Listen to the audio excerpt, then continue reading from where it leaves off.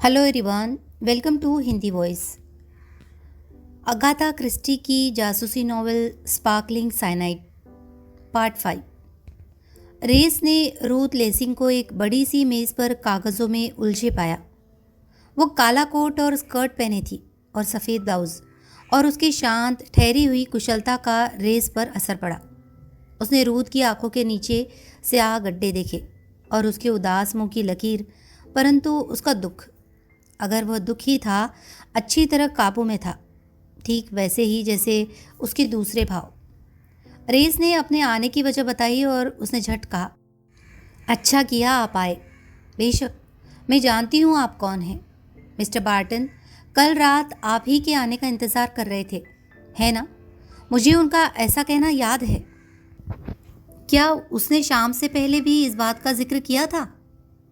Ruth ने पल भर के लिए सोचा। नहीं। जब हम मेज़ के गिर्द अपनी सीटों पर बैठ रहे थे, उसी वक्त मुझे याद है मैं कुछ हैरान हुई थी। वह रुकी और हल्की सी लाल हो गई। आपको बुलाने पर नहीं, मैं जानती हूँ आप पुराने दोस्त हैं। आपको एक साल पहले उस दूसरी पार्टी में भी होना था। मेरा मतलब था कि मुझे हैरानी हुई कि आप आ रहे थे, कि मिस्टर बार्टन ने जोड़े पूरे करने के लिए किसी औरत को नहीं बुलाया था। लेकिन अगर आप देर से आ रहे थे या आते ही नहीं। वो अचानक रुक गई।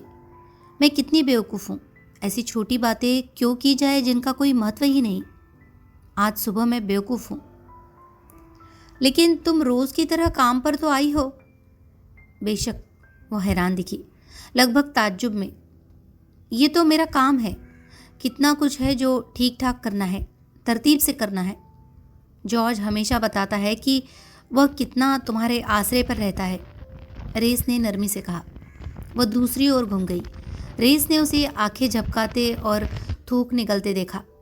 उसके किसी भी जज्बे को न दिखाने ने रेस को उसकी बेगुनाही का यकीन तकरीबन दिला ही दिया। तकरीबन, लेकिन काफ़ी नहीं। अब से पहले वह ऐसी औरतों से मिल चुका था जो अच्छी अभिनेत्रियाँ थीं, औरतें जिनकी लाल पलकें और आंखों के नीचे स्याह गड्ढे मेकअप के कारण थे, कुदरती नहीं। अपनी राय को रोक कर वह खुद से बोला, जो भी है, अच्छी आसामी है। रूथ फिर से मेज़ की तरफ घूमी और रेस की आखिरी बात के जवाब में धीमे से बोली, मैं कई साल से उसके साथ थी। अगले अप्रैल में 8 साल हो जाते। मैं उसका तौर तरीका जानती थी और वह मुझ पर भरोसा करता था। मुझे यकीन है। वह कहता रहा, तकरीबन लंच का वक्त हो गया है। मुझे उम्मीद है कि तुम मेरे साथ कहीं बाहर चलकर लंच करोगी। काफ़ी कुछ है जो मैं तुमसे कहना चाहूँगा। शुक्रिया, मैं ज़रूर करूँगी। रेस उसे एक छोटे से रेस्तरां में ले गया जो उसे पता था, जहाँ मेज़ दूर दूर लगाए जाते थे और जहाँ आराम से बातचीत हो सकती थी। रेस ने ऑर्डर दिया और जब वेटर चला गया तो उसने मेज़ के पार अपनी साथी को देखा। वो एक खूबसूरत लड़की थी। रेस ने फैसला किया। आकर्षक काले बाल और दृढ़ चेहरा और ठुड्डी। जब तक खाना नहीं आया वो इधर उधर की बातें करता रहा और रूथ भी वैसा ही करती रही, अपने को अक्लमंद और समझदार साबित करती हुई। फिलहाल कुछ रुक कर वो बोली, आप मुझसे कल रात के बारे में बात करना चाहते हैं? प्लीज़ हिचकिचाए नहीं। सारी बात इतनी हैरान कर देने वाली है कि मैं उसके बारे में बात करना चाहूँगी। अगर ऐसा ना हुआ होता और मैंने उसे होते देखा ना होता तो मैं उस पर यकीन नहीं करती। तुमने चीफ इंस्पेक्टर केम को देखा तो ज़रूर होगा। हाँ, कल रात। वो बुद्धिमान और अनुभवी लगता है। वह रुकी। क्या ये सच में कत्ल था? कर्नल रेस, क्या कैंप ने तुमसे ऐसा कहा? उसने अपने आप तो कोई जानकारी नहीं दी, लेकिन उसके सवाल बता रहे थे कि उसके मन में क्या था। तुम्हारी राय कि वो खुदकुशी थी या नहीं उतनी ही अहम है जितनी किसी और की। तुम बार्टन को अच्छी तरह जानती थी और कल तकरीबन सारा दिन उसके साथ थी। वो कैसा लग रहा था? हमेशा की तरह या बेचैन था, परेशान या उत्तेजित? वह हिचकिचाई। मुश्किल है, वो बेचैन और परेशान था, लेकिन उसके लिए कारण था। उसने विक्टर ड्रेक को लेकर पैदा हो गई हालत के बारे में बताया और छोटा करके उस नौजवान के करियर के बारे में भी बताया। रेस बोला, टल न सकने वाला कुल कलंक, और बार्टन उसे लेकर परेशान था। रूथ धीरे धीरे बोली, बता पाना मुश्किल है। देखिए, मैं मिस्टर बार्टन को बहुत अच्छी तरह जानती थी। वो सारी बात पर नाराज़ और परेशान था, और मेरे ख्याल में मिसेस ड्रेक भी रुआसी और परेशान थी, जैसी वह ऐसे मौक़ों पर हमेशा होती है। इसीलिए जॉर्ज सब कुछ ठीक ठाक कर देना चाहता था, मगर मुझे ऐसा लगता था। क्या मिस लेसिंग, मुझे यकीन है कि तुम्हें सही लगा होगा। मुझे लगा कि उसका गुस्सा हमेशा की तरह नहीं था, अगर मैं ऐसा कह सकती तो, क्योंकि हमारे साथ पहले भी ऐसा हो चुका था किसी न किसी रूप में। पिछले साल विक्टर ड्रेक इसी देश में था और मुसीबत में था, और हमें उसे दक्षिण अमेरिका भेजना पड़ा, और पिछले जून में ही उसने घर पर पैसे के लिए तार भेजा था। आप समझ सकते हैं कि मैं मिस्टर बार्टन की प्रतिक्रिया से वाकिफ़ थी, और मुझे लगा कि इस बार उसकी नाराज़गी इसलिए थी कि तार एन उस वक्त आया जब वह पार्टी के इंतज़ाम में उलझा हुआ था। वह पार्टी के इंतज़ाम में इतना तल्लीन था कि किसी दूसरी बात के सामने आने पर ही नाराज़ हो जाता था। क्या तुम्हें कभी लगा कि इस पार्टी को लेकर कोई भी बात अजीब थी, मिस लेसिंग? हाँ, लगा। बार्टन इसे लेकर बहुत विचित्र सा था। वो उत्तेजित था, जैसे एक बच्चा होता। क्या तुम्हें यह लगा कि ऐसी पार्टी के पीछे कोई खास इरादा हो सकता है? आपका मतलब है यह 1 साल पहले वाली पार्टी की, जब मिसेज बार्टन ने खुदकुशी की थी, नकल थी? हाँ, ईमानदारी से मुझे ख्याल ये बहुत अनोखा लगा था। मगर जॉर्ज ने अपने आप कुछ नहीं बताया, या तुम्हें विश्वास में नहीं लिया? रूथ ने न में सिर हिलाया। ये बताओ मिस लेसिंग, क्या तुम्हारे मन में कभी इस बात को लेकर शक रहा है कि मिसेज बार्टन ने खुदकुशी की थी? रूथ हैरान लगी। ओह नहीं, जॉर्ज बार्टन ने तुम्हें नहीं बताया कि वो मानता था कि उसकी पत्नी का कत्ल हुआ था? रूथ टकटकी बांधे उसे देखती रही। जॉर्ज ऐसा मानता था? लगता है ये तुम्हारे लिए ताज़ा खबर है। हाँ मिस लेसिंग, जॉर्ज को बेनाम खत मिले थे कि उसकी पत्नी ने खुदकुशी नहीं की थी, बल्कि उसका कत्ल हुआ था। तो इसीलिए इन गर्मियों में वह इतना अजीब सा हो गया था। मैं सोच ही नहीं पाई उसे क्या हुआ था। तुम्हें इन बेनाम खतों के बारे में कुछ भी जानकारी नहीं थी? कुछ भी नहीं। क्या बहुत सारे खत थे? मुझे उसने 2 दिखाए थे, और मुझे उनके बारे में कुछ भी पता नहीं था। उसकी आवाज़ में चोट लगने की पीड़ा थी। रेस पल 2 पल उसे देखता रहा, फिर बोला, तो मिस लेसिंग, तुम्हारा क्या कहना है? क्या तुम्हारी राय में ये मुमकिन है कि जॉर्ज ने खुदकुशी की हो? रूथ ने सिर हिलाकर इनकार किया। नहीं। ओह नहीं, मगर तुमने कहा कि वो उत्तेजित था, परेशान भी। हाँ, लेकिन ऐसा तो वो कुछ समय से था। अब समझ सकती हूँ क्यों, और ये भी समझ सकती हूँ कि कल रात की पार्टी को लेकर वह इतना उत्तेजित क्यों था। उसके दिमाग में कोई ख़ास ख्याल आया होगा। उसे उम्मीद होगी कि वही हालात दोहराने से उसे कुछ और जानकारी मिल जाएगी। बेचारा जॉर्ज, वह इस सब को लेकर कितना पगला गया होगा। और रोज़मेरी बार्टन का क्या, मिस लेसिंग? क्या तुम अभी भी सोचती हो कि उसकी मौत खुदकुशी थी? रूथ के माथे पर बल पड़ गए। मैंने तो सपने में भी उसके कुछ और होने के बारे में नहीं सोचा। ये इतना कुदरती लगा। इन्फ्लुएंजा के बाद की गहरी उदासी, शायद उससे ज़्यादा कुछ। वो बेशक बहुत दुखी थी, देखा जा सकता था। और वजह का कोई अंदाज़ा? हाँ, कम से कम मुझे था। हो सकता है मैं गलत रही हो, लेकिन मिसेज बार्टन जैसी औरतें बहुत पारदर्शी होती है। वे अपने दिल की बातों को छुपाने की तकलीफ़ नहीं करती। खुशकिस्मती से मुझे नहीं लगता कि मिस्टर बार्टन को पता था। ओह हाँ, वो बेहद दुखी थी, और मैं जानती हूँ कि उस रात उसे फ्लू की कमजोरी के अलावा भयानक सिरदर्द था। तुम्हें कैसे पता कि उसे सिरदर्द था? मैंने उसे लेडी अलेक्जेंड्रा से ऐसा कहते सुना था, क्लोक रूम में जहाँ हम अपने शॉल उतार रहे थे। वह कह रही थी कि काश उसके पास कैशे फेवर होता, और खुशकिस्मती से लेडी अलेक्जेंड्रा के पास था, और उसने उसे दे दिया। गिलास पकड़े कर्नल रेस का हाथ हवा में ही रुक गया। और उसने वो खा लिया? जी हाँ। रेस ने बिना चखे गिलास मेज़ पर रख दिया और मेज़ के पार देखने लगा। लड़की शांत लग रही थी, जो उसने बताया था उसकी अहमियत के एहसास के बगैर, मगर वह अहम था, इसका मतलब था कि सैंड्रा को, जिसके लिए मेज़ पर अपनी जगह से रोज़मेरी के गिलास में कुछ भी डालना बेहद मुश्किल था, उसे जहर देने के लिए एक दूसरा मौका मिल गया था। वह रोज़मेरी को जहर एक कैप्सूल में दे सकती थी। आमतौर पर एक कैप्सूल घुलने में कुछ ही मिनट लेता, मगर शायद ये कैप्सूल खास किस्म का था। हो सकता है उसमें जेलेटिन या किसी और चीज़ की परत हो, या हो सकता है रोज़मेरी ने वह उसी वक्त न निकला हो, बाद में लिया हो। वह अचानक बोला, क्या तुमने उसे कैप्सूल लेते हुए देखा? फिर से कहिए। रेस उसका घबराया हुआ चेहरा देखकर समझ गया कि उसका मन कहीं और चला गया था। क्या तुमने रोज़मेरी बार्टन को वो कैप्सूल निगलते हुए देखा? रूथ कुछ भौचक्की सी लगी। मैंने उसे नहीं देखा। उसने सिर्फ लेडी अलेक्जेंड्रा का शुक्रिया किया। तो हो सकता था कि रोज़मेरी ने कैप्सूल अपने बैग में डाल लिया हो और फिर कैबरे के दौरान बढ़ते हुए सिरदर्द के कारण उसने कैप्सूल अपने शैंपेन के गिलास में डालकर उसे घुलने दिया हो। कल्पना, कोरी कल्पना, मगर मुमकिन हो सकती थी। रूथ बोली, आप मुझसे ये क्यों पूछ रहे हैं? उसकी आंखें अचानक चौकस हो गई। कई सवाल लिए। रेस को लगा कि वह उसके तेज दिमाग को काम करते देख रहा था। तब वह बोली, ओह, मैं समझ गई जॉर्ज ने फैराडे के घर के करीब वह घर क्यों लिया, और ये भी कि उसने मुझे उन खतों के बारे में क्यों नहीं बताया। मुझे बड़ा अजीब लग रहा था कि उसने मुझे नहीं बताया, मगर बेशक अगर वह उन पर यकीन करता था तो इसका मतलब था कि ज़रूर हम में से किसी ने, मेज़ पर बैठे 5 लोगों में से किसी एक ने उसे मारा था। वो मैं भी हो सकती थी। रेस ने बहुत कोमल आवाज़ में कहा, क्या तुम्हारे पास रोज़मेरी बार्टन को मारने की कोई वजह थी? पहले तो रेस को लगा जैसे उसने सवाल सुना ही नहीं था।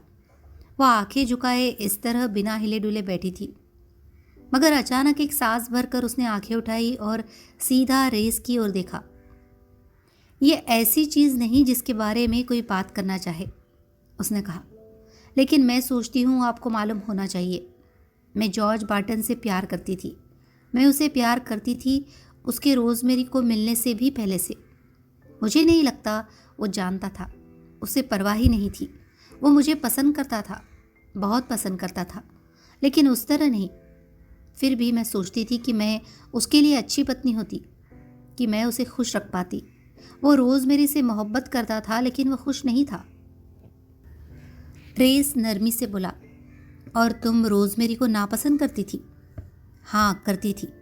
वो बहुत सुंदर और आकर्षक थी और अपने ढंग से मोहनी भी हो सकती थी, पर उसने मेरे साथ कभी मोहनी होने की कोशिश नहीं की। मैं उसे काफ़ी नापसंद करती थी। जब उसकी मृत्यु हुई तो मैं हैरान रह गई, और जिस तरह से वह मरी, मगर मुझे दुख नहीं हुआ बल्कि खुशी थी। वह कुछ देर ठहरी। प्लीज़, क्या हम किसी और चीज़ के बारे में बात कर सकते हैं?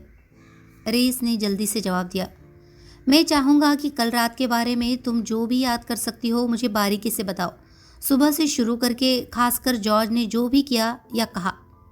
रूथ ने सुबह होने वाली घटनाओं का जिक्र करते हुए जल्दी ही जवाब दिया। विक्टर की जिद पर जॉर्ज का नाराज़ होना, दक्षिण अमेरिका किए गए उसके अपने टेलीफोन, जो इंतज़ाम किए गए वो, और सारा मामला निपट जाने के बाद जॉर्ज की खुशी। उसके बाद उसने लक्समबर्ग पहुंचने के बारे में बताया और जॉर्ज के एक उत्तेजित, हड़बड़ाए हुए मेज़बान जैसे हाव भाव के बारे में। वह उस दुखद हादसे के आखिरी पल तक का हाल बताती रही। उसका बयान हर तरह से उस सब से मेल खाता था जो रेस ने पहले ही सुन रखा था। चिंता से माथे पर बल डाले रूथ ने रेस की ही उलझन बयान कर दी। वह खुदकुशी नहीं थी। मैं निश्चिंत हूँ, वह खुदकुशी नहीं थी। मगर ये कत्ल कैसे हो सकता था? मेरा मतलब है कि वह किया कैसे जा सकता था? जवाब है, नहीं किया जा सकता था। हम में से किसी एक के द्वारा तो नहीं। तो क्या कोई था जिसने जॉर्ज के गिलास में उस वक्त जहर डाल दिया जब हम सब डांस कर रहे थे? अगर हाँ, तो वो कौन हो सकता है? कोई बात नहीं बनती। सबूत तो ये है कि जब आप लोग डांस कर रहे थे तो मेज़ के करीब कोई नहीं गया था। फिर तो बिल्कुल कोई मतलब नहीं निकलता। साइनाइड अपने आप तो गिलास में जाता नहीं। क्या तुम्हें बिल्कुल कोई ख्याल नहीं, कोई शक भी नहीं कि किसने गिलास में साइनाइड डाला हो सकता है? क्या ऐसा कुछ नहीं, कोई घटना कितनी भी छोटी हो जिससे तुम्हारे मन में शक पैदा हो? रेस ने उसके चेहरे के भाव को बदलते देखा। पल भर के लिए उसकी आंखों में शक को उभरते देखा। एक बहुत छोटे पल के लिए रुककर वह बोली, नहीं। लेकिन कुछ हुआ तो था। रेस को यकीन था रूथ ने कुछ देखा, सुना या ध्यान दिया था, लेकिन किसी न किसी कारण से अब उसने न बताने का इरादा कर लिया। रेस ने उस पर जोर नहीं डाला। वो जानता था कि रूथ जैसी लड़की के साथ इसका कोई फायदा नहीं होगा। अगर उसने किसी कारण से न बताने का फैसला कर लिया है तो रेस को पक्का यकीन था वह अपना फैसला नहीं बदलेगी। मगर कुछ हुआ था। इस जानकारी ने उसे खुश कर दिया और नई उम्मीद दी। यह उस सपाट दीवार में पहली दरार थी जो उसके सामने खड़ी थी। लंच के बाद वह रूथ को छोड़कर एल्वेस्टन स्क्वायर चला गया, उस औरत के बारे में सोचता हुआ जिसे वह अभी छोड़कर आ रहा था। क्या ये मुमकिन था कि रूथ लेसिंग गुनहगार थी? कुल मिलाकर वह उसके पक्ष में था। वह काफ़ी निष्कपट और ईमानदार लगी थी। क्या वह खून कर सकती थी? सोचो तो ज़्यादातर लोग कर सकते हैं, आम कत्ले नहीं, मगर किसी एक खास आदमी का। इसीलिए किसी को शक के घेरे से निकाल देना इतना मुश्किल था। उस लड़की में भी एक तरह की बेरहमी की खासियत थी और उसके पास वजह भी थी, बल्कि कई सारी वजह। रोज़मेरी को ख़त्म करके उसके पास मिसेज बार्टन बनने का बहुत अच्छा मौका था। चाहे ये एक अमीर आदमी से शादी करने का सवाल हो या उस आदमी से जिसे वो प्यार करती थी, रोज़मेरी को हटाना पहली ज़रूरत थी। रेस की सोच का झुकाव इस तरफ था कि अमीर आदमी से शादी करना काफ़ी नहीं होता। एक अमीर आदमी से शादी करके एक आरामदेह जिंदगी पाने के लिए खून कर देने से कहीं ज़्यादा समझदार थी रूथ लेसिंग। प्यार? शायद। रेस को लगता था कि अपने शांत और अलग थलग चलन के बावजूद भी रूथ लेसिंग उन औरतों में से थी जिनमें कोई एक खास आदमी गहरे जज्बात जगा सकता है। जॉर्ज के लिए प्यार और रोज़मेरी के लिए नफरत के चलते। हो सकता है उसने रोज़मेरी की मौत की तरकीब सोची हो और उस पर अमल भी किया हो। ये सच है कि मौत बिना किसी रुकावट के हो गई थी और आमतौर पर बिना किसी शक के उसे खुदकुशी मान लिया गया था। रूथ की पैदाइशी काबिलियत को दिखाता था। और फिर जॉर्ज को बेनाम खत मिले थे। किससे, क्यों, यही बात थी जो जॉर्ज को परेशान करना नहीं छोड़ती थी और वह शक से भर गया था। उसने जाल बिछाने की एक तरकीब सोची और रूथ ने उसे खामोश कर दिया। नहीं, ये सही नहीं था, ये सच नहीं लगता था। इसका मतलब था घबराहट, और रूथ ऐसी औरत नहीं थी जो घबराए। उसके पास जॉर्ज से बेहतर दिमाग था और वह जो भी जाल बिछा था वो उससे आसानी से बच निकलती। लगता तो यही था कि रूथ नहीं हो सकती थी। कर्नल रेस को देखकर लुसिला ड्रेक खुश हो गई। पर्दे लगे हुए थे और काले कपड़ों में लिपटी, आंखों पर रुमाल रखे लुसिला ड्रेक कमरे में दाखिल हुई और उससे हाथ मिलाने के लिए एक कांपता हुआ हाथ आगे बढ़ाते हुए बताया कि किस प्रकार वह किसी से नहीं मिल सकती थी, सिर्फ जॉर्ज के इतने प्यारे दोस्त के अलावा। और सच में घर में किसी मर्द का न होना कितना बुरा था। सच में घर में मर्द न हो तो समझ में नहीं आता कि किसी भी चीज़ का सामना कैसे किया जाए। केवल वह थी बेचारी अकेली विधवा और आयरिस थी एक कमज़ोर लड़की, और जॉर्ज ही हमेशा सब कुछ संभालता था। ये कर्नल रेस की मेहरबानी थी और वह बहुत शुक्रगुजार थी। बिल्कुल पता नहीं था उन लोगों को कि क्या करना चाहिए। बेशक मिस लेसिंग कारोबारी मामले देख लेगी और अंतिम संस्कार भी, लेकिन तहकीकात का क्या? और पुलिस का आना कितना भयानक। सच में घर में ही, बेशक सादे कपड़ों में और दूसरों का ध्यान रखने वाले, लेकिन वह इतनी हक्की बक्की थी और यह इतना बड़ा दर्दनाक हादसा। और क्या कर्नल रेस को नहीं लगता था कि यह सब सुझाव के कारण हुआ था? मनोवैज्ञानिक ने यह कहा था कि हर बात सुझाव ही होती है, और जॉर्ज बेचारा उस भयानक जगह में लक्समबर्ग और तकरीबन वही लोग, और याद करो बेचारी रोज़मेरी भी वही मरी थी। और जॉर्ज के मन में अचानक ये आया होगा, काश उसने लुसीला की बात सुनी होती और डॉक्टर गैस्केल का टॉनिक ले लिया होता। पूरी गर्मी वो कमज़ोरी की हालत में रहा था। हाँ, बेतरह कमज़ोर। तभी लुसीला भी कुछ देर के लिए कमज़ोर महसूस करने लगी। और रेस को बोलने का मौका मिल गया। उसने कहा उसे कितनी गहरी हमदर्दी थी और कैसे मिस ड्रेक हर तरह उस पर भरोसा कर सकती थी। इस पर लुसीला फिर शुरू हो गई और बोली कि यह उसकी मेहरबानी थी और अचानक लगे झटके का ही इतना बुरा असर था। आज है कल नहीं, जैसा बाइबल में कहा गया है, घास की तरह आता है और शाम को काट दिया जाता है। किंतु ये पूरी तरह सही नहीं था, लेकिन कर्नल रेस उसका मतलब समझ जाएगा। और यह एहसास होना कितना अच्छा था कि वे किसी पर भरोसा कर सकते थे। मिस लेसिंग के इरादे अच्छे थे और बेशक वो बहुत कुशल थी, लेकिन व्यवहार कभी कभी रूखा और अपने ऊपर ज़रा ज़्यादा ही काम ले लेती थी। और लुसीला की राय में जॉर्ज हमेशा उस पर ज़रूरत से ज़्यादा भरोसा करता था और एक वक्त था जब उसे लगता कि वो कोई बेवकूफ़ी ही कर बैठेगा और ये बहुत बुरा होता और शायद एक बार शादी हो जाती तो वह उस पर रोक डालती। बेशक लुसीला जानती थी कि क्या होने वाला था। प्यारी आयरिस दुनियादारी नहीं जानती थी। और क्या कर्नल रेस भी ऐसा नहीं सोचते थे कि कम उम्र लड़कियों के लिए सीधा साधा होना अच्छा था? आयरिस हमेशा ही अपनी उम्र के लिए छोटी रही थी और चुपचाप सी भी। ज़्यादातर तो किसी को पता ही नहीं लगता था कि वह क्या सोच रही थी। रोज़मेरी इतनी सुंदर और खुशमिजाज होने के कारण बाहर काफ़ी जाती थी और आयरिस निराश सी घर में ही घूमती रहती थी, जो किसी भी जवान लड़की के लिए सही नहीं था। उन्हें क्लास में जाना चाहिए, खाना बनाने की या कपड़े सिलने की। इससे उनका ध्यान किसी तरफ लगा रहता है और कौन जाने कब वह सब काम आ जाए। ये तो खुशकिस्मती थी कि लुसीला खाली थी और बेचारी रोज़मेरी की मृत्यु के बाद यहाँ रहने चली आई थी। वो भयानक फ्लू, काफ़ी अनोखी किस्म का फ्लू, डॉक्टर गैस्केल ने कहा था। इतना अच्छा आदमी और इतना खुशमिजाज। वो चाहती थी कि इन गर्मियों में आयरिस उससे मिले। वो लड़की इतनी रक्तहीन और कमज़ोर लगती थी। लेकिन सच में कर्नल रेस, मेरे ख्याल में ये घर की बनावट के कारण था। निचले स्तर पर बना हुआ और सीलन भरा और शाम के वक्त खराब हवा। जॉर्ज बेचारे ने खुद अकेले ही यह घर खरीदा था, बिना किसी की सलाह लिए। खेत की बात है।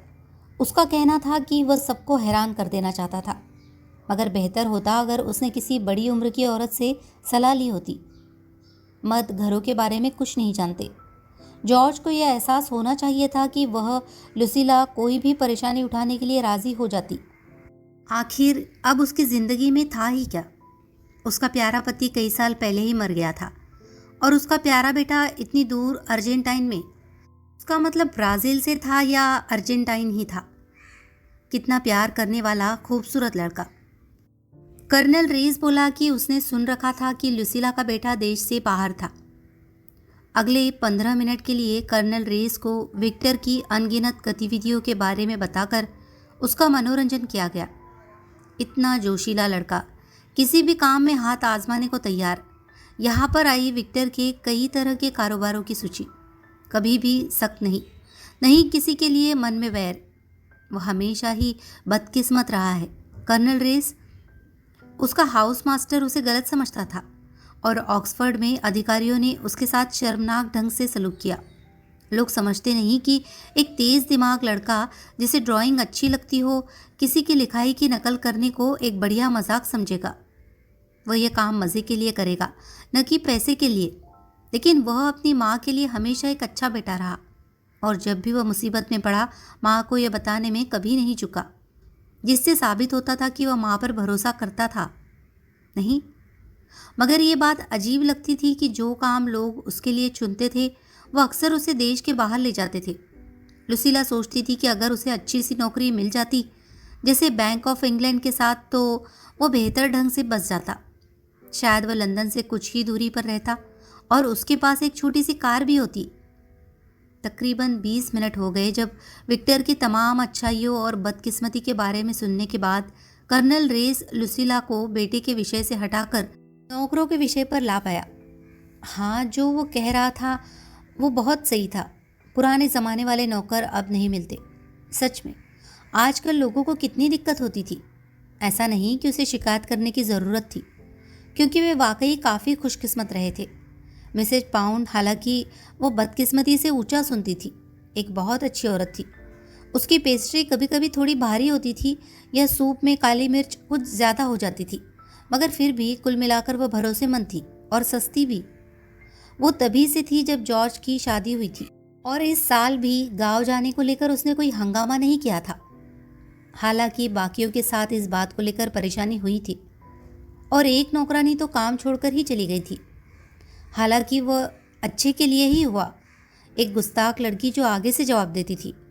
6 बेहतरीन शराब के गिलास तोड़ने के बाद अलग अलग एक एक नहीं, जैसा किसी के साथ भी हो सकता है, मगर सारे एक साथ ही, जो नीरी लापरवाही है। क्या कर्नल रेस ऐसा नहीं सोचते? वाकई बहुत लापरवाह। मैंने उससे यही कहा, और मैंने कहा कि मुझे उसकी रेफरेंस में यही कहना पड़ेगा, क्योंकि मैं सच में समझती हूँ कि इंसान का कोई फ़र्ज भी होता है। कर्नल रेस, मेरा मतलब है कि किसी को धोखे में नहीं रखना चाहिए। अच्छाइयों के साथ साथ खामियों के बारे में बताना चाहिए। लेकिन वो लड़की सच में बहुत बदतमीज़ थी, और उसने कहा कि जो भी था वो उम्मीद करती थी कि अगली बार वह ऐसे घर में नहीं होगी जहाँ लोगों को टपका दिया जाता था। कहने का एक घटिया तरीका, मेरे ख्याल में फिल्मों से सीखा गया, और बिल्कुल ही गलत, क्योंकि रोज़मेरी बेचारी ने तो खुद अपनी जान ली थी।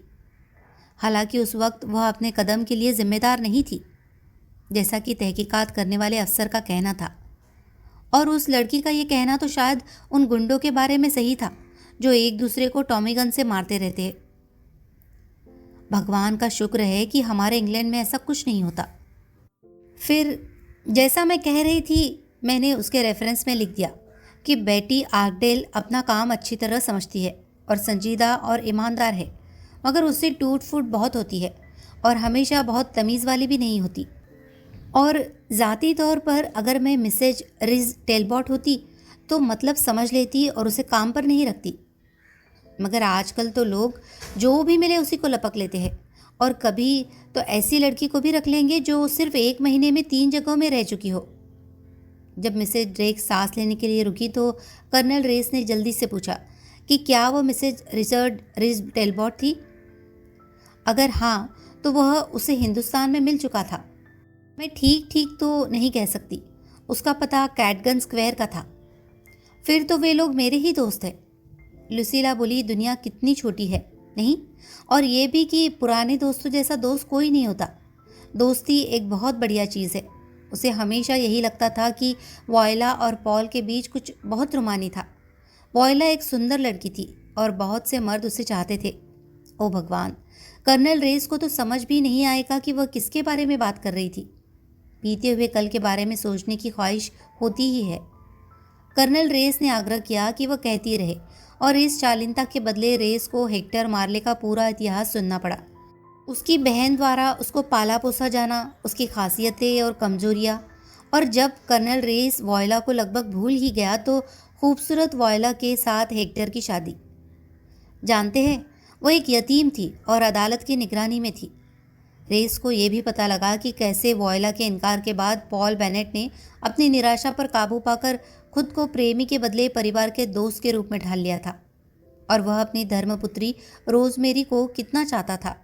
उसकी मौत और वसीयत की शर्तों के बारे में भी, जो मुझे हमेशा बहुत रोमानी लगा। इतना ज़्यादा रुपया पैसा। बेशक पैसा ही सब कुछ नहीं है, नहीं, बिल्कुल नहीं। सिर्फ रोज़मेरी बेचारी की मृत्यु के बारे में सोचने की ज़रूरत है। मैं तो आयरिस को लेकर भी खास खुश नहीं। रेस ने सवालिया नज़र से उसकी ओर देखा। मुझे ये जिम्मेदारी बहुत चिंताजनक लगती है। वो बहुत बड़ी वारिस है, ये तो सब जानते हैं। मैं तो अनचाहे नौजवानों पर कड़ी नज़र रखती हूँ, लेकिन कोई कर क्या सकता है कर्नल रेस। आजकल लड़कियों की देखरेख उस तरह नहीं की जा सकती जैसे पहले की जाती थी। आयरिस के ऐसे दोस्त हैं जिनके बारे में मैं कुछ नहीं जानती। उन्हें घर बुलाओ, मैं यही कहती हूँ, लेकिन मेरे ख्याल में इनमें से कुछ नौजवानों को कभी नहीं बुलाया जाएगा। बेचारा जॉर्ज भी फिक्रमंद था, एंथनी नाम के एक युवक को लेकर। मैंने उसे कभी नहीं देखा, लेकिन लगता है कि वह और आयरिस एक दूसरे से काफ़ी मिलते रहते हैं, और ये ज़रूर महसूस होता है कि आयरिस को इससे बेहतर कुछ हासिल हो सकता है। जॉर्ज उसे पसंद नहीं करता था, इस बात का मुझे पक्का यकीन है। और कर्नल रेस, मेरा मानना है कि मर्दों को ही दूसरे मर्दों की बेहतर पहचान होती है।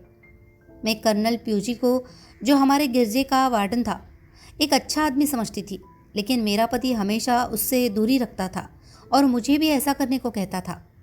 और एक रविवार वह दान के लिए प्लेट घुमा रहा था कि एकदम गिर पड़ा, पूरी तरह नशे में लगता था। और बेशक बाद में ऐसी बातें बाद में ही सुनने को मिलती है, पहले सुनने को मिले तो बहुत बेहतर हो। हमें मालूम हुआ कि हर हफ्ते उसके घर से बियर की दर्जनों खाली बोतलें निकाली जाती थी। ये बहुत दुख की बात थी, क्योंकि वह सच में धार्मिक था, हालांकि सोच में मिशनरी था। ऑल सेंट्स डे पर सर्विस की बारीकियों को लेकर उसका और मेरे पति का बहुत झगड़ा हुआ। ओह, ऑल सेंट्स डे, और कल ही ऑल सोल्स डे था। हल्की सी आवाज़ आने पर रेस ने लुसीला के सिर के पार खुले दरवाजे की तरफ देखा। उसने आयरिस को पहले भी देख रखा था, लिटिल प्रायर्स में। फिर भी उसे लगा जैसे वो उसे पहली बार देख रहा था। वह उसकी असाधारण चुप्पी के पीछे के तनाव से दंग रह गया और आयरिस की फैली हुई आंखें उसकी आंखों से टकराई, एक ऐसा भाव लिए जो उसे लगा उसे पहचान लेना चाहिए था, मगर वह पहचान नहीं सका। लुसीला ड्रेक ने भी सिर घुमाया। आयरिस डियर, मैंने तुम्हारे आने की आहट नहीं सुनी। क्या तुम कर्नल रेस को जानती हो? ये बहुत मेहरबानी कर रहे हैं। आयरिस ने आकर संजीदगी से उससे हाथ मिलाया।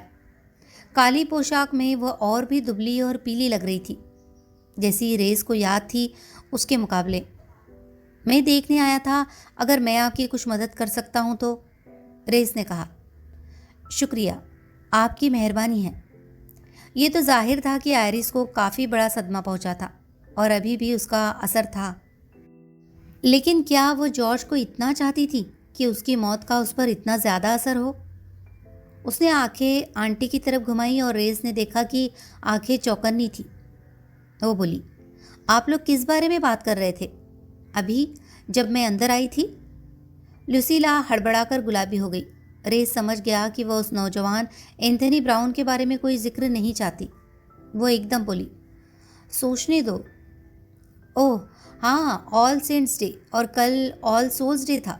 मुझे ये इतनी अजीब बात लगती है, ऐसा इत्तेफाक जिसे हम असल ज़िंदगी में नहीं मानते। आपका मतलब है, आयरिस ने कहा, कि कल रोज़मेरी आई थी जॉर्ज को लेने के लिए? लुसीला धीरे से चीख उठी। आयरिस डियर, नहीं, कितना भयानक ख्याल, ईसाई धर्म के खिलाफ। ओह, मैं जानती हूँ डियर, लेकिन वो कैथलिक है, नहीं? एक हल्की मुस्कान से आयरिस के होंठ टेढ़े हो गए। फिर वह सीधे सीधे बोली, मुझे लगा शायद आप एंथनी के बारे में बात कर रहे थे। Anthony brown? अरे, लुसीला की आवाज़ काफ़ी ऊंची और चिड़िया की चहचहाहट जैसी आई। सच तो यह है कि हमने उसका जिक्र भर किया था। मैं कह रही थी हम उसके बारे में कुछ नहीं जानते। आयरिस ने टोका, आवाज़ सख्त। आपको उसके बारे में क्यों जानना है? नहीं डियर, बिल्कुल नहीं। कम से कम मेरा मतलब है, अरे थोड़ा अच्छा होता अगर हम जानते तो। नहीं, आपको आने वाले वक्त में ऐसा करने का पूरा मौका मिलेगा, आयरिस ने कहा, क्योंकि मैं उससे शादी कर रही हूँ। ओह आयरिस, बिलखने और मिमियाने के बीच में कुछ था। तुम्हें जल्दबाजी में कुछ नहीं करना चाहिए। मेरा मतलब है कि फ़िलहाल तो कुछ भी तय नहीं हो सकता।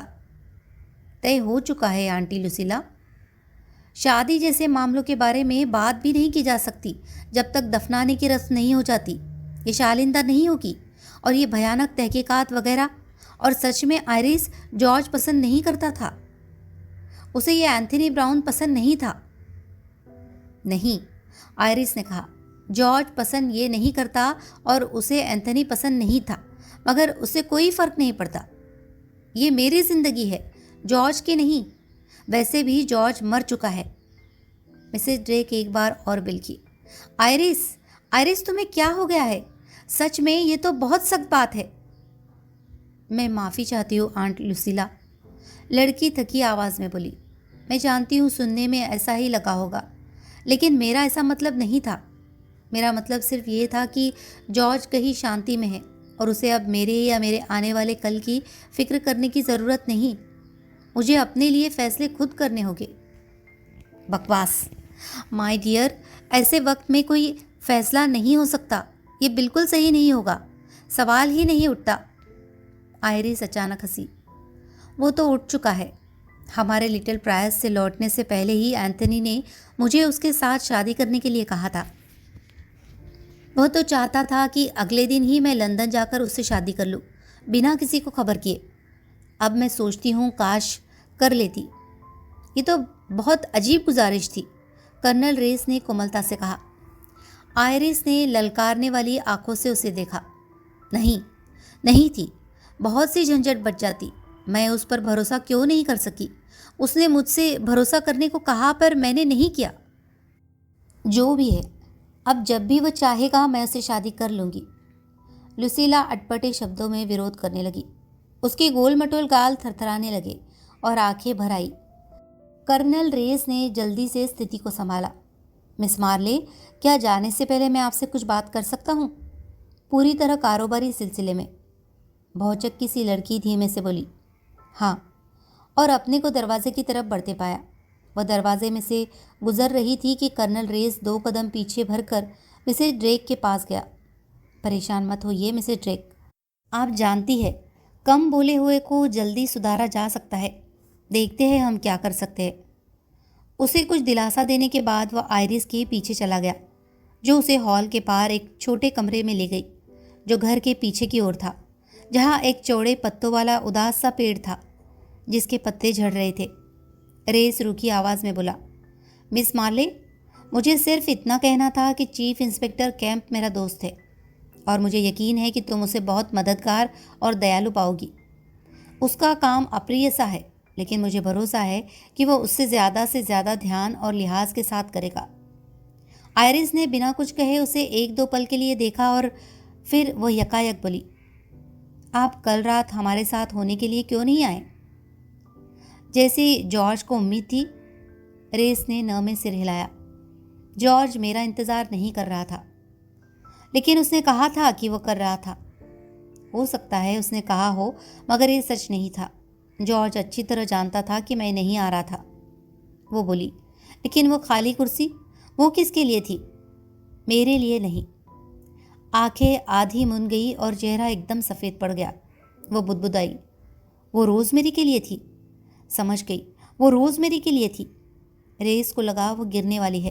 वो जल्दी से उसके पास आया और उसे संभाला और उसे ज़बरदस्ती बैठा दिया।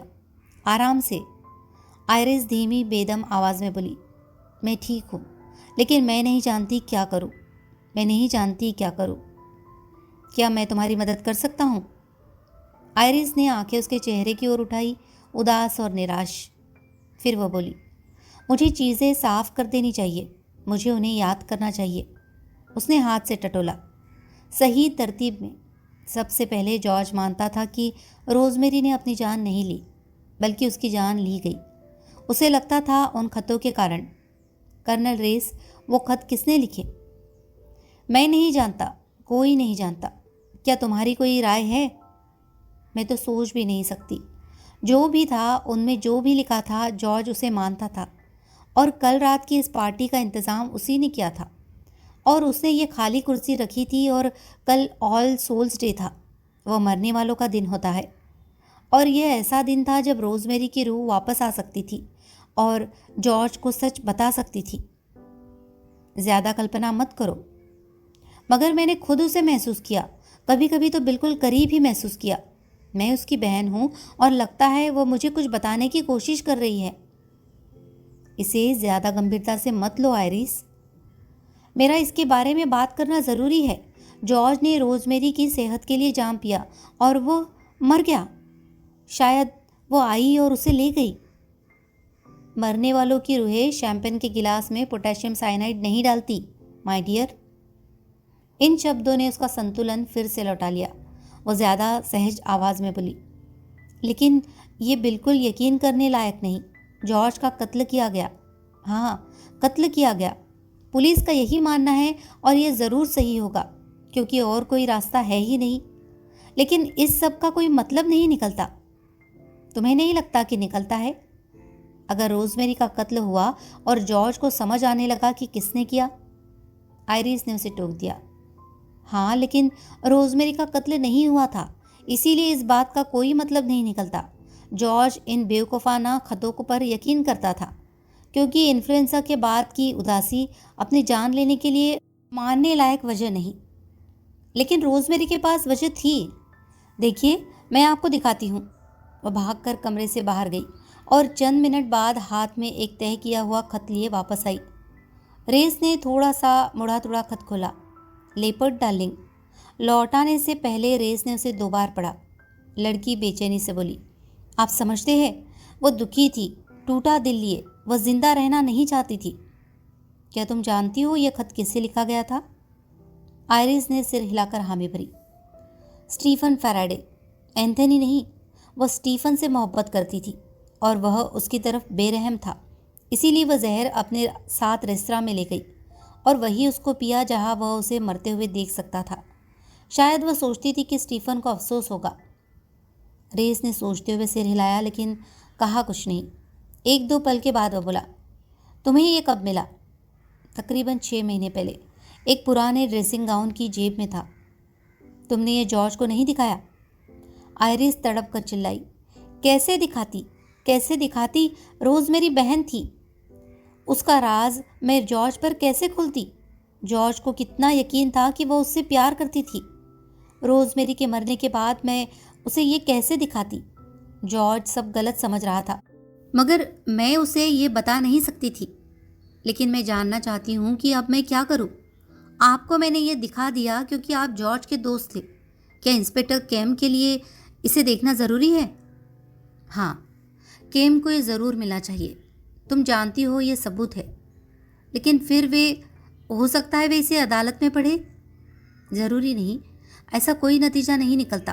तहकीकात जॉर्ज की मृत्यु की हो रही है, जो भी बहुत संगत नहीं है। उसे आम नहीं किया जाएगा। अभी मुझे यह ले जाने दो। ठीक है। वह रेस के साथ दरवाजे तक गई। रेस ने जैसे ही दरवाज़ा खोला वह एकदम बोली, यह साफ जाहिर है कि रोज़मेरी की मौत खुदकुशी थी। जाहिर है ना? रेस ने कहा, यह इतना ज़रूर दिखता है कि रोज़मेरी के पास अपनी जान लेने की वजह थी। आयरिस ने गहरी सांस ली। रेस सीढ़ियों से नीचे चला गया। एक बार पीछे मुड़कर देखने पर उसने आयरिस को दरवाजे में खड़ा पाया, उसे स्क्वायर के पार जाते हुए देखते हुए। मेरी रीज टेलबॉट ने रेस का स्वागत एक चीख के साथ किया, जैसे यकीन न कर पा रही हो। माय डियर, मैंने तुम्हें तब से नहीं देखा जब तुम इलाहाबाद से अचानक रहस्यमय ढंग से गायब हो गए थे। और अब तुम यहाँ क्यों कर हो? मुझे मिलने तो नहीं, ये तो पक्का है। तुम कभी भी मिलने जुलने तो नहीं आते। अब बोलो, मान लो डिप्लोमेट बनने की ज़रूरत नहीं। तुम्हारे साथ डिप्लोमेट बनना वक्त की बर्बादी होगी मेरी। मैं हमेशा तुम्हारे एक्सरे जैसे दिमाग की तारीफ करता हूँ। कुड़कुड़ बंद करो और सीधे काम की बात पर आ जाओ डियर। रेस मुस्कुराया। जिस नौकरानी ने मुझे दरवाज़ा खोला, क्या वह बेटी आर्कडेल है? उसने पूछा। तो ये बात है। अब ये मत कहना कि ये लड़की जो खास लंदन की रहने वाली है वो यूरोप की जासूस है, क्योंकि मैं इस बात को नहीं मानती। नहीं नहीं, ऐसा कुछ नहीं। ये भी मत कहना कि वह हमारी तरफ से जासूस है, क्योंकि मैं ये भी नहीं मानती। बिल्कुल सही, लड़की महज एक नौकरानी है। और तुम कब से सीधी सादी नौकरानियों में दिलचस्पी लेने लगे? वैसे बेटी सीधी सादी नहीं, चालाक चालबाज ज़्यादा। मुझे लगता है, कर्नल रेस ने कहा, वह मुझे कुछ जानकारी दे सकती है। अगर तुम उससे अच्छी तरह पूछोगे, मुझे हैरानी नहीं होगी अगर तुम सही हुए तो। जब भी कुछ दिलचस्प हो रहा होता है तो उसकी दरवाजे के पास होने की तकनीक काफ़ी विकसित है। एम को क्या करना है? एम बेटी को घंटी बजाकर बुलाती है और मेरे पीने के लिए कुछ मंगवाती है, और जब बेटी वो लाती है तब तक एम मेहरबानी से बाहर चली जाती है, खुद भी दरवाजे के बाहर खड़ी होकर सुनने के लिए, अगर वह चाहती है तो। और उसके बाद मैं यूरोप में जोखिम के वक्त की खुफिया जानकारी से फूट पड़ रही होंगी। मुझे डर है नहीं, इसमें सियासत का कोई मसला नहीं। घोर निराशा। ठीक है, मैं तैयार हूँ। मिसेज रिज टेलबॉट ने, जो 49 वर्ष की लगभग काले बालों वाली औरत थी, घंटी बजाई और अपनी सुंदर नौकरानी से कर्नल रेस के लिए विस्की सोडा लाने को कहा। जब बेटी आर्कडेल एक ट्रे पर विस्की सोडा लेकर वापस आई तो मिसेज रिज टेलबॉट अपने कमरे में खुलने वाले दरवाजे में खड़ी थी। कर्नल रेस को तुमसे कुछ सवाल पूछने हैं, वो बोली, और दरवाजे से बाहर चली गई। बेटी ने अपनी गुस्ताख आंखें, जिनकी गहराइयों में डर था, सफ़ेद बालों वाले लंबे ऊंचे फौजी की तरफ उठाई। रेस ने ट्रे पर से गिलास उठा लिया और मुस्कुराया। आज के अखबार देखिए? उसने पूछा। जी हाँ सर। बेटी ने चौकन्नी हो उससे देखा। क्या तुमने पढ़ा कि कल रात जॉर्ज बार्टन की लक्समबर्ग रेस्तरां में मृत्यु हो गई? ओह हाँ सर। बेटी की आंखें लोगों पर पड़ी मुसीबत की खुशी से चमक उठी। भयानक था ना? तुम उनके यहाँ काम करती थी ना? जी सर, मैंने पिछली सर्दियों में उनका काम छोड़ दिया, मिसेज बार्टन के मरने के बाद। वह भी लक्समबर्ग में ही मरी थी। बेटी ने सिर हिलाया। अजीब सा मजाक, नहीं सर? रेस इसे अजीब मजाक नहीं समझता था, लेकिन वह जानता था इन शब्दों का मतलब क्या था।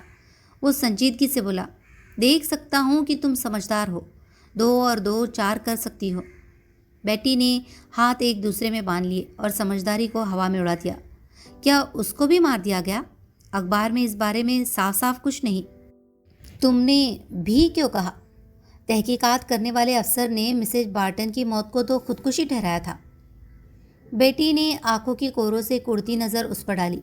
काफ़ी बड़ी उम्र का, उसने मन में कहा, मगर अच्छा दिखता है, चुपचाप किस्म का, एक असली जेंटलमैन। ऐसा जेंटलमैन जो अपनी जवानी में आपको सोने का 1 पाउंड दे देता। क्या मजाक!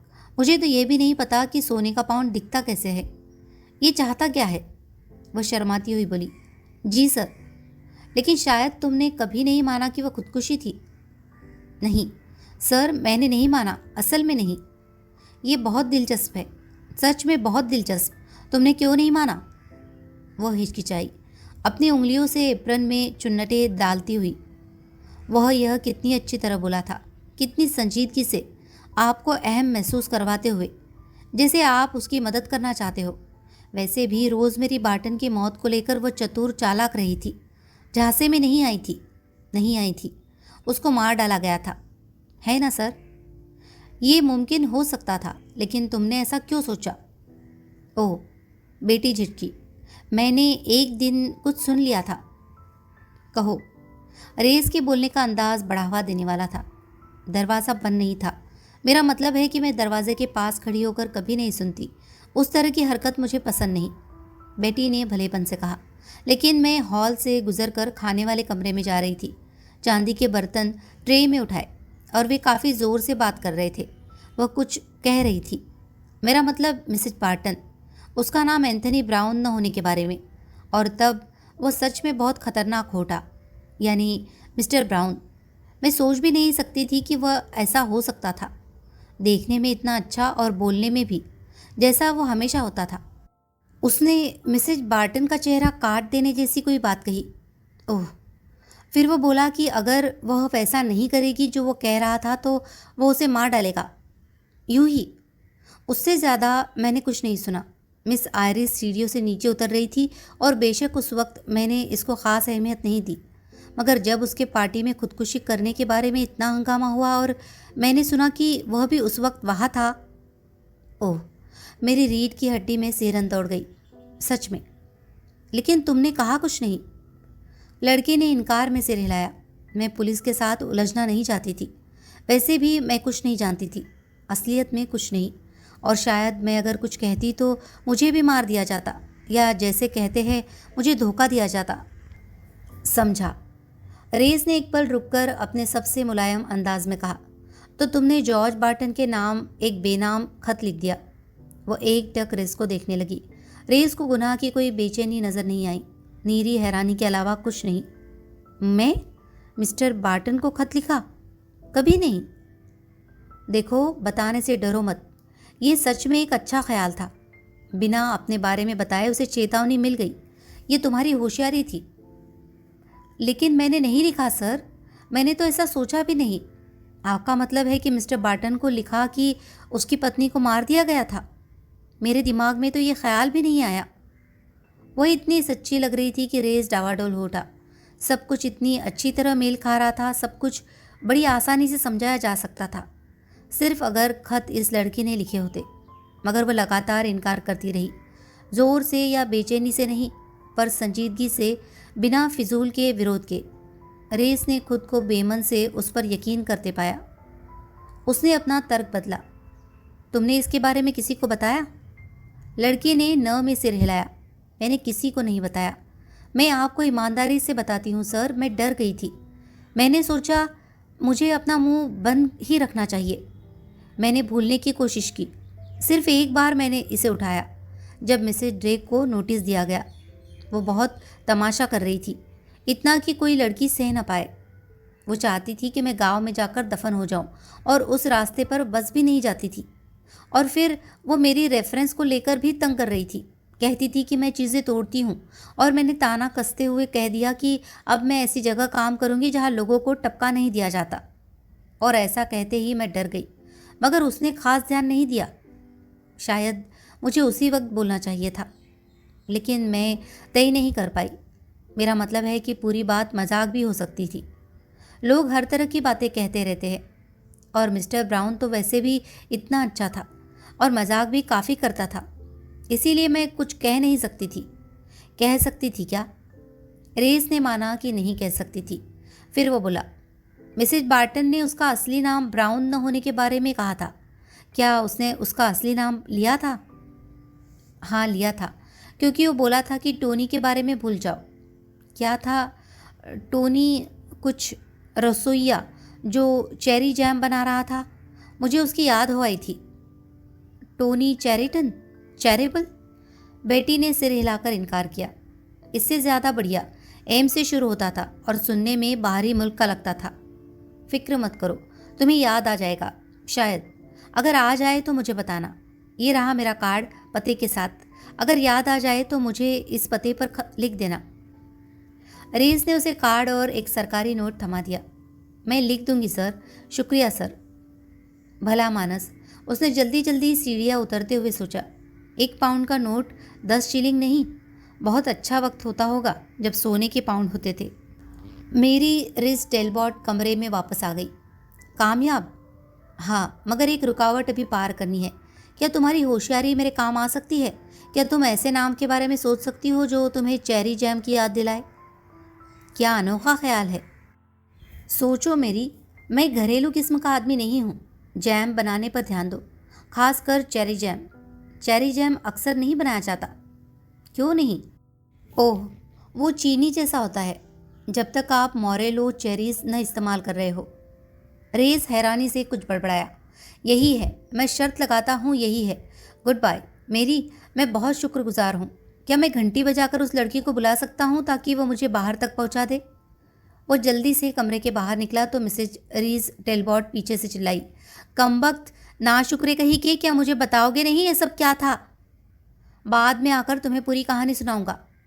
मिलते हैं, मिसेज रीज टेलबॉट मुंह में ही बोली। निचली मंजिल पर बैठी उसका हैट और छड़ी पकड़े उसका इंतज़ार कर रही थी। रेस ने उसका शुक्रिया किया और आगे बढ़ गया। वो दहलीज पर रुक गया। वैसे क्या नाम मोरेलो था? बेटी का चेहरा चमक उठा। बिल्कुल ठीक सर, यही था, टोनी मोरेली। यही नाम था जो उसने भूलने को कहा था, और उसने कहा था कि वो जेल में भी रहा था। रेस मुस्कुराता हुआ सीढ़ियाँ उतर गया। सबसे नज़दीक वाले कॉल बॉक्स से उसने कैंप को फ़ोन किया। उनकी बातचीत छोटी मगर तसल्ली बख्श थी। कैंप ने कहा, मैं एकदम तार भेज देता हूँ, हमें वापसी तार से जवाब मिलना चाहिए। मैं ये ज़रूर कहूँगा कि अगर तुम सही हुए तो बहुत राहत होगी।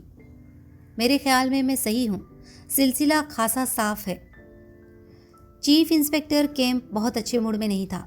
पिछले 15 मिनट से वह एक खरगोश जैसे 16 साल के छोकरे से बात कर रहा था, जो अपने अंकल चार्ल्स के ऊंचे दर्जे के कारण उस दर्जे का वेटर बनना चाहता था जिसकी ज़रूरत लक्समबर्ग में होती थी।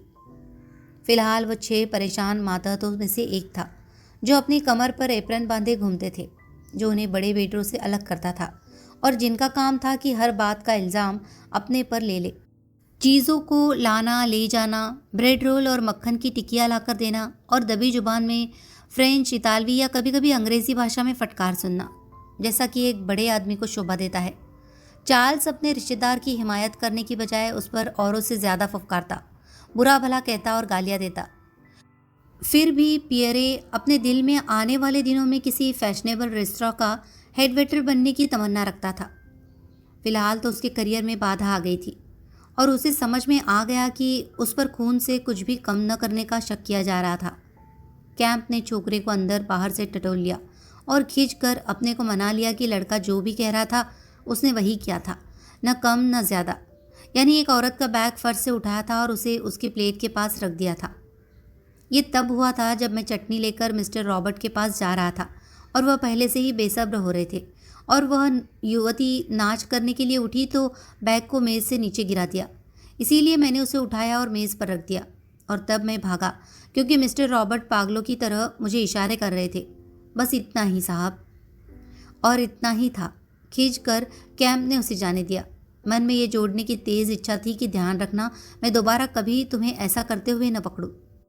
सार्जेंट पुलॉक ने यह कहकर सबका ध्यान बटा दिया कि टेलीफोन पर बताया गया है कि एक नवयुवती कैम्प के लिए पूछ रही है, बल्कि लक्समबर्ग केस को संभालने वाले अफसर के लिए। कौन है वह? उसका नाम मिस क्लो वेस्ट है। उसे ऊपर बुला लो, केम्प ने हथियार डालते हुए कहा। मैं उसे 10 मिनट दे सकता हूँ, उसके बाद मिस्टर फैराडे को आना है। खैर, उसको भी कुछ इंतज़ार करवाने में कोई हर्ज नहीं, इससे लोग घबरा जाते हैं। जब मिस क्लो वेस्ट कमरे में दाखिल हुई तो कैम्प को अचानक लगा कि वो उसे पहचानता था, लेकिन पल भर बाद ही उसने ये ख्याल छोड़ दिया। नहीं, उसने पहले कभी इस लड़की को नहीं देखा था, ये पक्का था। मिस वेस्ट तकरीबन 25 वर्ष की थी, लंबी तांबे के रंग के बालों वाली और बहुत सुंदर, अपनी भाषा की तरफ सचेत, और वह बुरी तरह घबराई हुई लग रही थी। मिस वेस्ट, मैं तुम्हारे लिए क्या कर सकता हूँ? केम्प फुर्तीलेपन से बोला। मैंने लक्समबर्ग के बारे में अखबार में पढ़ा, जिस आदमी की वहाँ मृत्यु हुई। मिस्टर जॉर्ज बार्टन, तुम जानती थी उसे? नहीं, सही तौर पर तो नहीं, मेरा मतलब है कि असल में मैं उसे जानती नहीं थी। कैम्प ने ध्यान से उसे देखा और अपना पहला अनुमान रद्द कर दिया। क्लो वेस्ट बहुत सभ्य और नेक लग रही थी। वह खुशनुमा ढंग से बोला, क्या मैं पहले तुम्हारा पूरा नाम और पता जान सकता हूँ प्लीज़, ताकि हम जान सके कि हम कहाँ हैं? Chloe Elizabeth West, 15 Merrivale Court, Maida Vale. मैं अदाकारा हूँ। कैम्प ने आँख की कोर से उसे दोबारा देखा और मन में तय कर लिया कि वह असलियत में यही थी। रेपर्ट्री, अपनी खूबसूरती के बावजूद भी वह ईमानदार किस्म की थी। कहो मिस वेस्ट, जब मैंने मिस्टर बार्टन की मौत के बारे में पढ़ा और यह कि पुलिस इसके बारे में छानबीन कर रही है, तो मुझे लगा कि शायद मुझे आकर आपको कुछ बताना चाहिए। मैंने अपनी दोस्त से भी इस बारे में पूछा और उसका भी यही ख्याल था। मुझे लगता नहीं कि उस बात का इससे कुछ ताल्लुक होगा, लेकिन मिस वेस्ट ठिठकी। इसका फैसला हम करेंगे, कैम्प बोला। बस मुझे बता दीजिए। मैं आजकल अदाकारी नहीं कर रही, मिस वेस्ट ने सफाई दी। इंस्पेक्टर कैम्प कहता कहता रह गया।